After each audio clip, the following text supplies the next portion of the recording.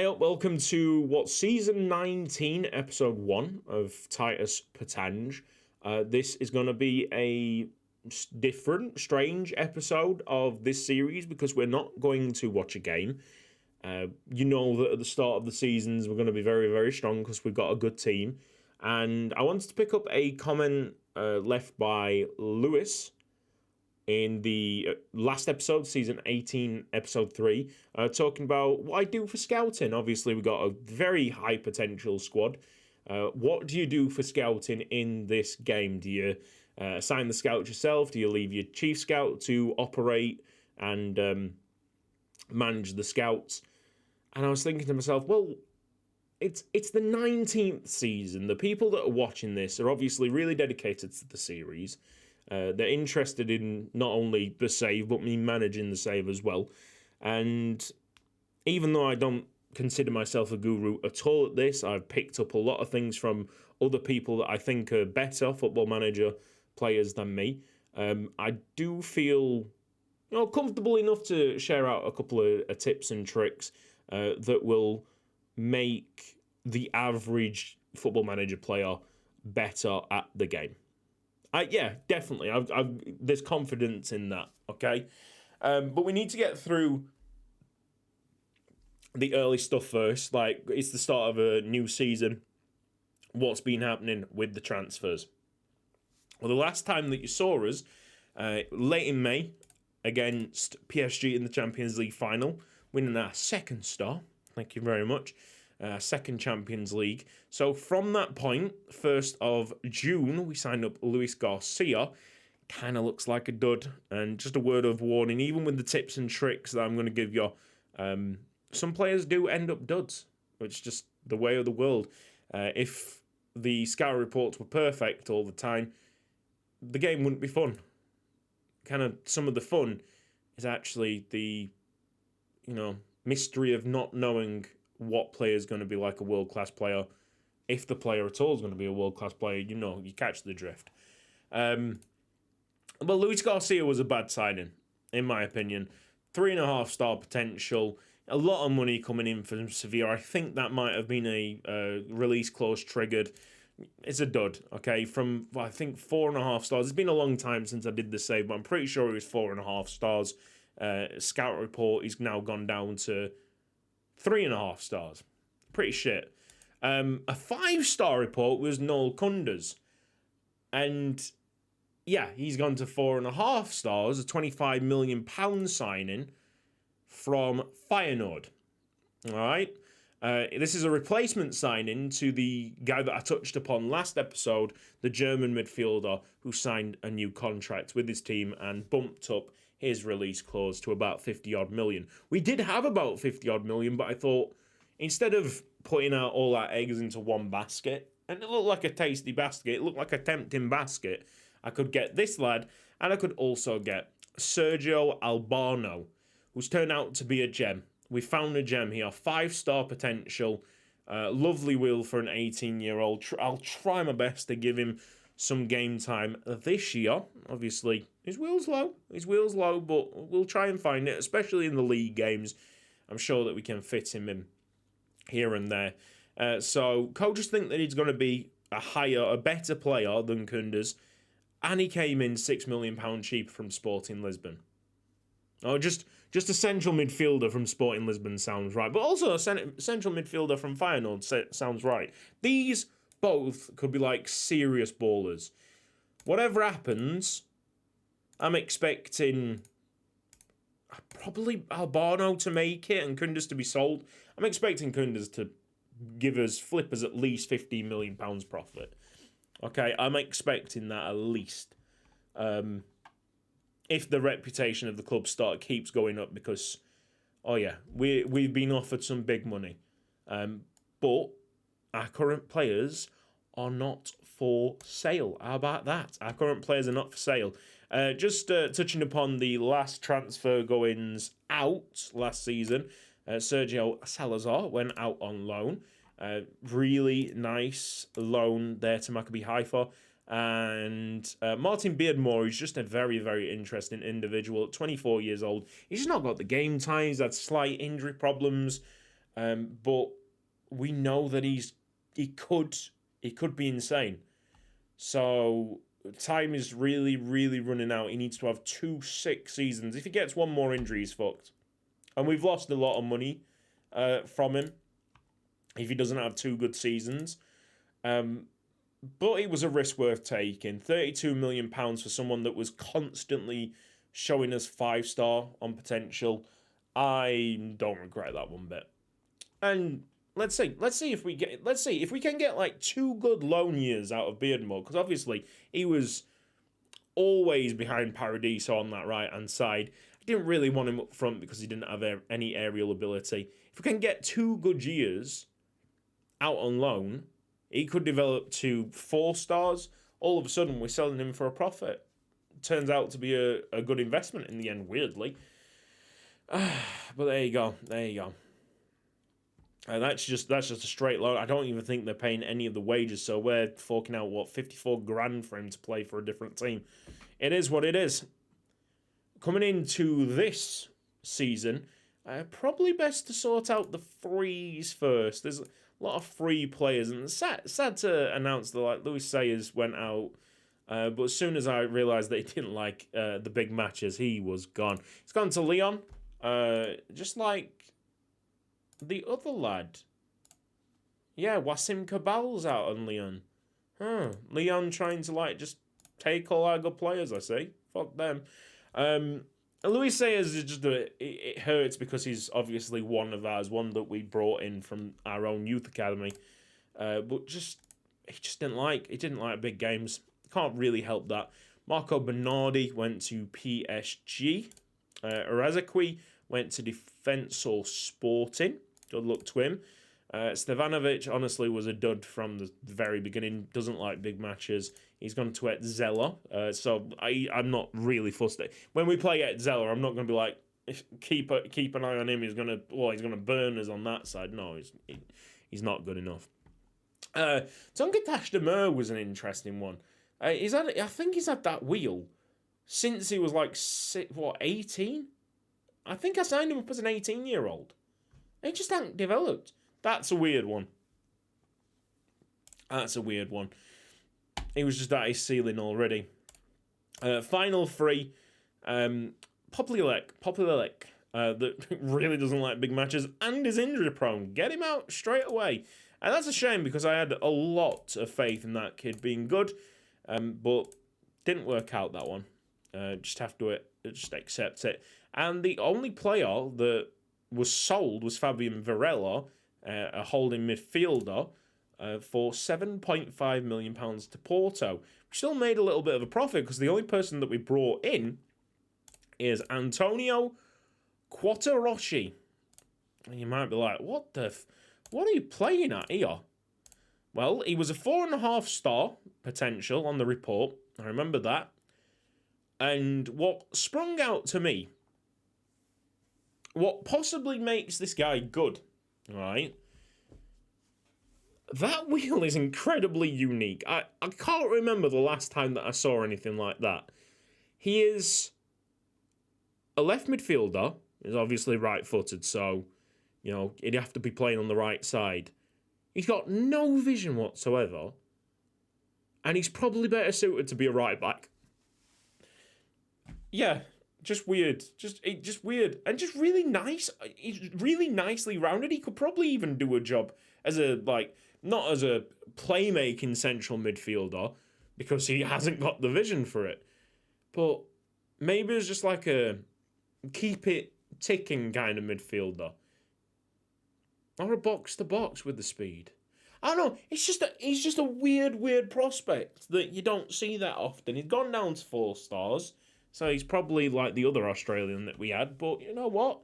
At £1.3 million, £1.3 million, it's not like we're going to miss it, is it? It's just an interesting prospect.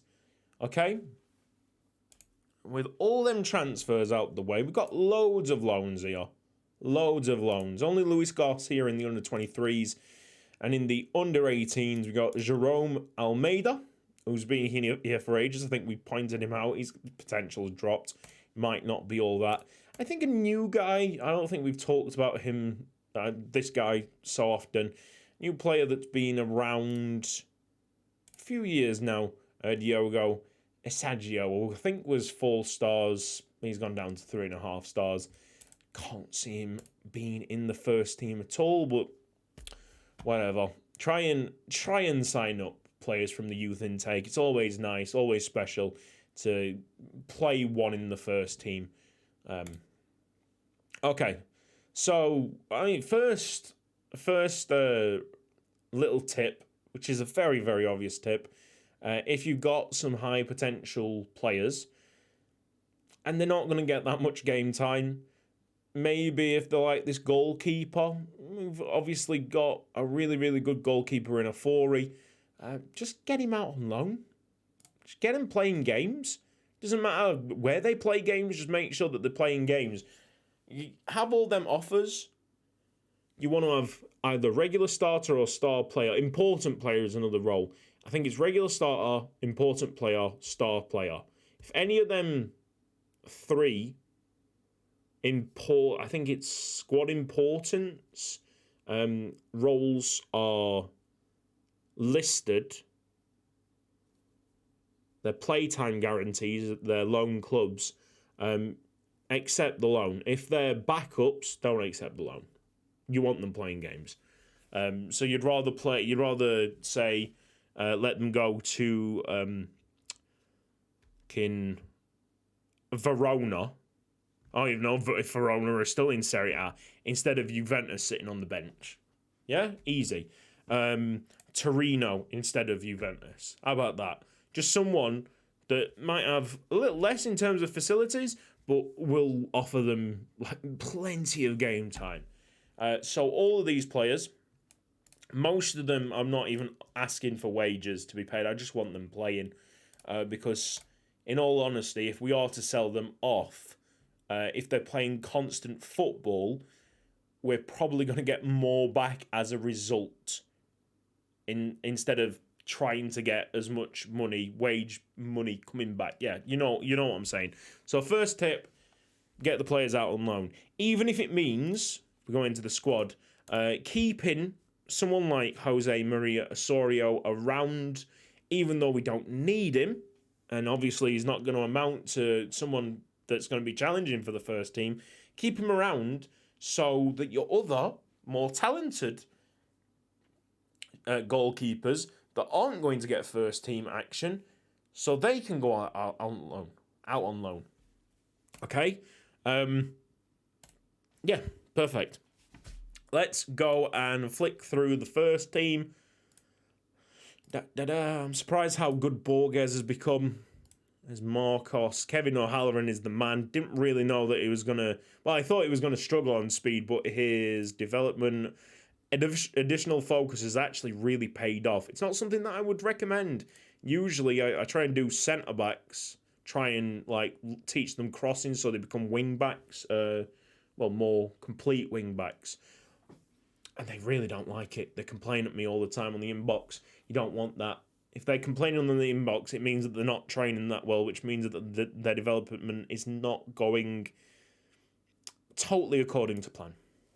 There's a 4-ring. Looks like a world-class. Looks like a world-class goalkeeper now. Instinctive goalkeeper. Another perfectionist. Osorio, Paradiso's a 5 stars. Love that. His wages... only 36.5. Swear we were looking at renewing his contract soon. Okay. Well, I thought his contract had gone up to like £90,000. The cat wants to go out. No, he's gonna have to wait. Renato, the left back, is a 4-star, 24-year-old. Love that shit. Shin Young Ho. There he is. I'll just quickly go through these. Suchan could still have a bit to play. Felipe Valencia, need to get him out on loan. He is already listed. Balkaya, insane player. And that was a little fine, wasn't it? That was a gem of a fine at £850,000. now a 5-star player. He's grown so quick. He's probably the quickest grower that we've seen at the club. Dodding might have his ceiling, but he's only 24. They're saying that Suchan has slightly more, and he's 25. Is that not correct? I think we've gone all the way through them. 25 years old, Borges as well. It's just insane that how good Borges has become. It really is insane, because I thought we got him a bit late. He's not going to be there. Just don't give up on him just yet. He has worked out. So don't give up on Beardmore. Might be what I'm saying. Staff are really, really important, guys. You know that. Oh, I can have 25 scouts now? Fuck me. This board... Hello, Perry. Yes, yeah, I'll let you out in a second. Yeah, I know, mate. 25 scouts. So, yeah, your scouts are important. Your coaching staff are important. Coaching staff helps with development. Please, for the love of God, get a bloody good head of youth development. Get him having high player potential. The game will offer you up head of youth developments with high judging player potential. Happens every single season. Get one. I've got one with 18. He is the important staff member that gives me these stars. Makes these stars so reliable. Okay? Maybe even more reliable than some of my scouts. Yeah. And then the scouts are there for, scouting, obviously. You obviously have to get the best available so you can put trust in them. There you go. I dropped straight onto a 20. How about that? So try and get the best available in every single department that you can. Very, very important. It's not really a tip, that. It's just bleeding common knowledge. Tactics. Okay, how about this for attack? How about this for a couple of things that I've learnt on the tactics this year? Well, no, one thing that I've learnt on the tactics this year, and then a couple of things that I always do with the tactics. Tell your defence to force the opponents wide. It just fucking works. I can't tell you how much it works. Just tell your defence to force opponents wide. Always have a Mazzala. It's a broken role. I think it's absolutely fantastic. In this particular role here, he's not actually as effective as the other tactics that I've made, but in this particular role, he operates here, even with Paradiso, rather than playing as a central midfielder. He's all over he's all over this right-hand side. It is so good, that role. And complete forwards are just another role. Maybe because they are for the elite strikers. Maybe because they're only for the elite strikers that it's just so good. It is every single forward role essentially rolled into one. It's like, go and just be that complete player that we need up front. All right, boss. One's supporting, one's attacking. So he knows to support him. That's it. They work. It just works. That role works. Mazzala works. Okay. Fullbacks also kind of work. But it's Mazzala, complete forwards. For me, very, very effective. Okay? What else? So the big one is the scouting. So I want to just skim through all the tabs. Training. I mean, you know about this. Just make sure often to ask your assistant to assign coaches. So you've got basically the best training available at that point. Schedule competition. Scouting. All right? You want to know what my scouting's like? Sometimes you might have even seen whilst I was on my scouting, whilst this is loading up. There's Raphael Beck. That's the lad that I wanted. That my recruitment package was empty, and yet I was finding loads of players around the world. How the fuck could I do that? Okay, you want to see it? Well, first off, my normal scouting, the standard scouting that you have through the game, is completely done by my chief scout. I have an age range, and I let them do their job. Okay? But for the most time they're working here, they've got requests from me because I'm also doing my own kind of scouting, and it lives in the shortlists. Alright? And in these shortlists, because you can have manual shortlists, I've got the 2036 intake, the 2037 intake, and the 2038 intake. I'm not going to go through it. Okay.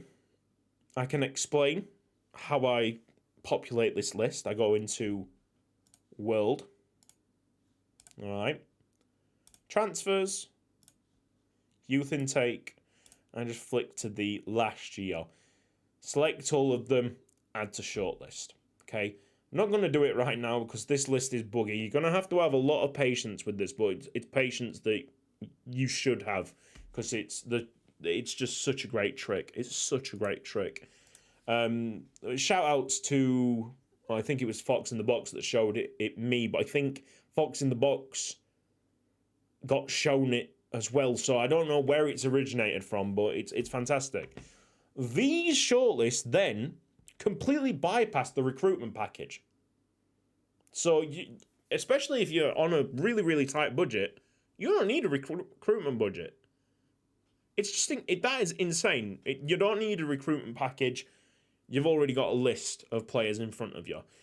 But obviously, it's every single regen that's populated into that game that particular year. Okay, so this is where filters come in. And this is...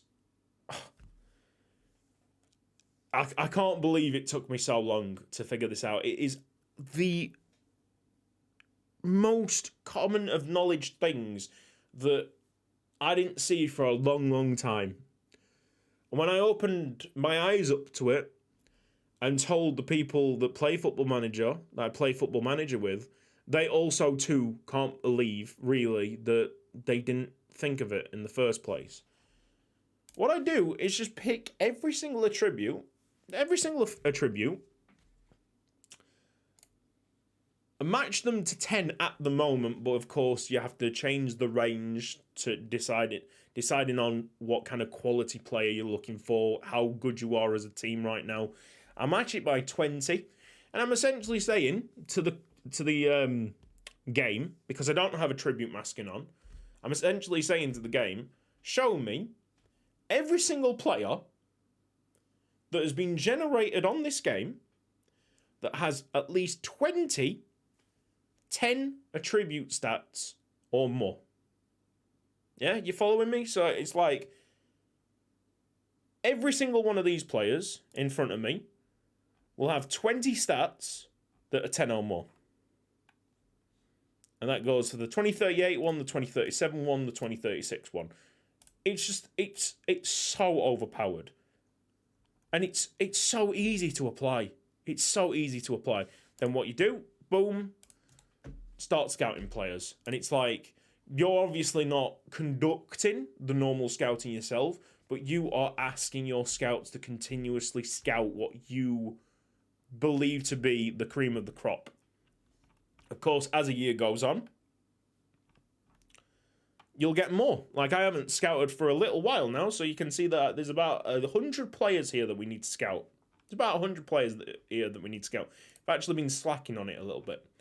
So, they will be the next ones to scout. I've got a little bit of time in August before the window shuts, European-wise, Champions League-wise.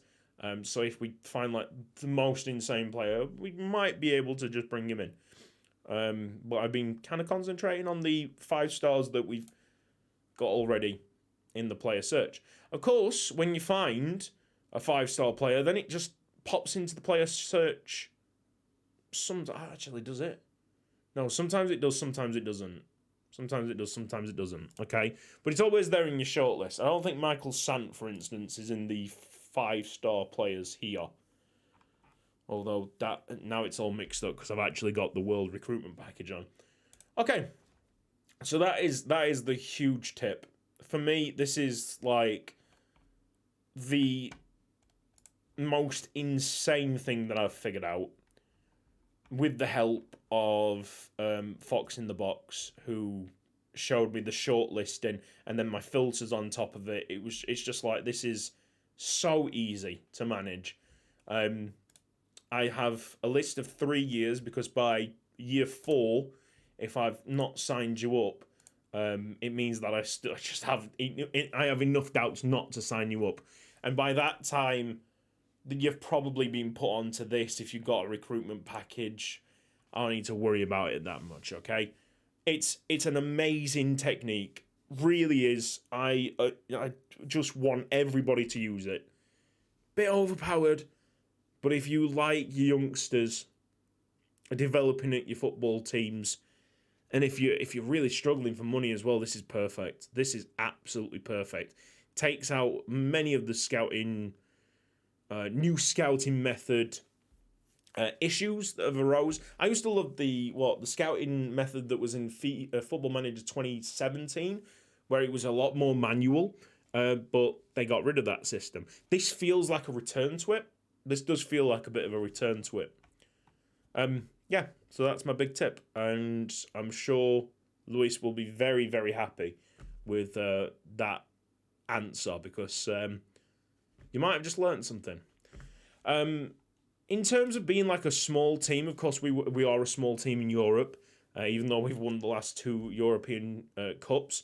In terms of a small team, I do have like a great tip to basically say hands off to everyone, or confuse the big teams in getting your players. Of course, your players will want to go to bigger clubs if there's an offering. People will get annoyed. You confront the player after a bid comes in and say the finances were not right on the deal. You then accept whatever new negotiated price within that conversation is, and then immediately you get into the player. Without pressing advance, you do not press advance. You immediately get into the player. You go to transfer. You press the transfer value to 0, and you reject all offers. Confuses, it absolutely bewilders the big teams. Because here you have a team with an amazing youngster, and they want £0 for it. But we just reject it. You don't have to manually press X every single time. It just automatically rejects it for you. The player doesn't get annoyed. Doesn't get annoyed at all at the football club. He's like, well, they're not giving me exactly what I wanted. I can see why the manager wants to keep me. Like, his guide value here is 45 to 54 million. So if Bayern Munich came in with 50 million, and I said, no, this is not what we want, and we agreed a price on 60, I put it transfer volume back to 0. Paradiso's not going to get pissed off when they're offering £0. He would get very pissed off if there was someone offering 60 million. You know what I mean? There you go. There's another tip. I think that's it. You got clauses as well. I think for Rupel Boom and Ropel Boom, I was way better on the clause front. Not that great this time around. But then again, Rupel Boom, I made a lot more transfer mistakes.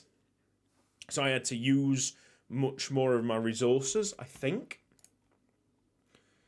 What else? If you're making a board request, this is actually a really common one, but if you don't know it, then please do know it. If you're making a board request, always say that you could be left behind by your rivals. Somehow it really riles up the board. And most of the stuff that they say no to, if you don't say that, they will then say yes to. It's a very, very strange one. Financially is all to do really about managing your wage budget. It's not really best time to show you that now because we've become a big club and we've started like splashing out on wages. But there was a point about 10 years ago where I wouldn't spend more than $5,000 per week on a player because I thought that was the top of my bracket essentially. And if I was to go to 10,000, might get a little bit crazy and the finances would dip. So You know, spend within your means. There's a lot of people, especially in like, I see it a lot in the conference, the National League and the National League North, South, the lower leagues of England, where they pick up a team and then they go and sign one player for like £700 a week that obviously is a good player, but it's like, okay, but now what are you going to do with that aging defense? What are you going to do with the goalkeeper that's shit? What are you going to do? You know what I mean? Like it's like just you could have allocated that money to 3 or 4 £250 a week players. I mean £200 a week players. Think about it in that aspect, especially when you're struggling with money. And don't be afraid at that level, because I always do it. Always do it. Which is it's ironic because you can see my transfer values are at 0 right now, but for a different reason. But don't be afraid when you're at the start of a save to just sell the player for nothing. If he is taking up a hell of a lot of wage and he's shit, get him gone. Get him gone. Even if you couldn't get a transfer bid for him for a monetary value, just go, you can have him. Just cover the wages. Keep an eye out for the selling team wage percentage, because that's a clause that some teams sneak in. Be careful of that. Just get him gone from the club.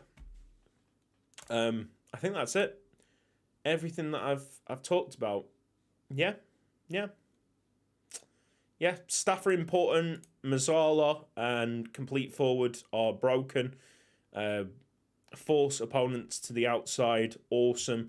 Gegenpress is slightly broken, but I've also got like a vertical tiki-taka and wing play to work. So in terms of that, it's probably balanced enough. Okay. I've noticed that very attacking hasn't worked that much for me personally this year, and I don't like playing defensive because it feels like it's just applying so much pressure on you. But I'm sure that there's tactics out there that work with both very attacking and the incredibly defensive formations. I don't use the data hub that much. I should use the data hub. It's a wicked little feature. Yeah, that's it. That is it. If you apply that, if you like, can apply 3 things that I've said in this video to your saves, I think you're gonna see a very, very, very big difference, especially if you didn't know about the scouting, especially if you didn't know about the shortlist thing. The shortlist trick is awesome. It's awesome, right? And with that, I will see you next time. Bye bye.